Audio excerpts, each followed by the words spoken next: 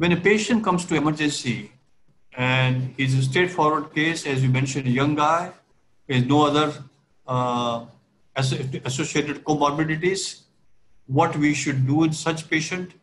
If there are comorbidities like CKD or hypertension or diabetes, what we should do?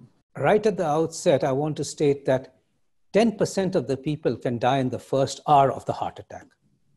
And I think that time has come for everyone to know what they would do if a heart attack was to come. It is never a situation that heart attack will affect somebody else and not us. We have seen it in our daily lives with our close relatives, our friends. Just look around us.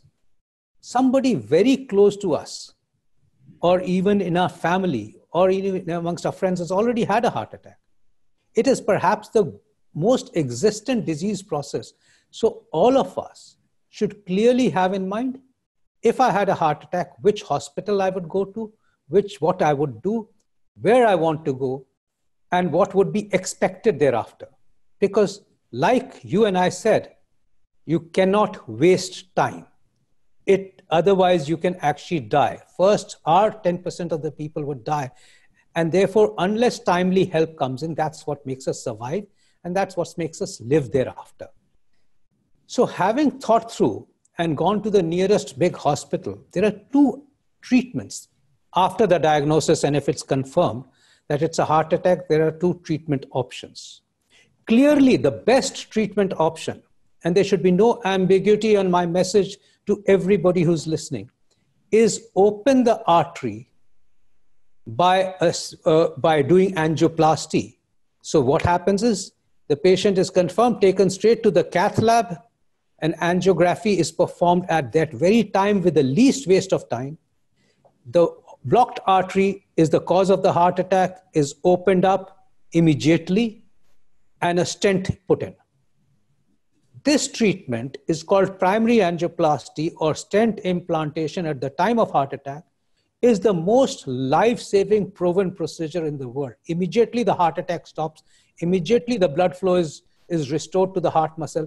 Immediately we prevent the heart muscle from dying, and it alters the whole outcome of the patient, makes him safe and makes him better with less of a damage to the heart. Now, many hospitals, or at least now this primary angioplasty facilities, exist practically all around us. And we should be very clear well in beforehand where it exists, because it's better to go to that hospital where 24 hours such a procedure is being offered. The second aspect I would like to state is, many patients, when they are offered angioplasty, waste time. कि जी हम अपने चाचा से पूछते हैं, हम अपने किसी और को फोन करते हैं, हम अपने अंकल से पूछते हैं, अभी तो मैं फादर को फोन करना है, मेरे को तो कुछ हुआ ही नहीं है, मेरे को तो थोड़ी गैस ही बनी थी, मेरे को तो थोड़ी पसीना ही आया था, आप कह रहे हो कि अभी एंजियोप्लास्टी कर दो. Actually, that is what worries us as doctors. For every 5 minutes being wasted and every phone call being made, the patient is getting at a risk of a damage to the heart. And sometimes it hurts us that a 45-year-old or a 40-year-old comes in with a heart attack and continues to waste time, and his heart muscle gets damaged. So that's important. Now, there are some centers in smaller cities and smaller places, and many of the public hospitals, where straight away an angioplasty facility is not available. In such situations, it's also been clearly demonstrated that especially in the first 3 hours, the clot dissolving medication called thrombolytic therapy is a single injection or an injection by a drip given straight away will help to actually dissolve the clot in at least 50% of the patients, and sometimes in 60 to 70% of the patients if lucky. That can also stop a heart attack, but that's a treatment to be had if the facility of angioplasty was not available at that center itself. So that can be taken. But if one has the possibility, even at that center, to move to another center which is just close by, which can do an angioplasty within an hour, hour and a half, then angioplasty is better. Having done that is actually what is the stabilization of the patient. So angioplasty as the first option and the best option, and the thrombolytic drug only as an option if immediate angioplasty is not available, and especially if you're in the first 3 hours of the heart attack. But point is, be very clear that this is the treatment. Don't think कि doctor तो आपको ऐसे ही कह रहा है या बेवकूफ बना रहा है या कुछ करना है या इसके बगैर काम चल सकता है.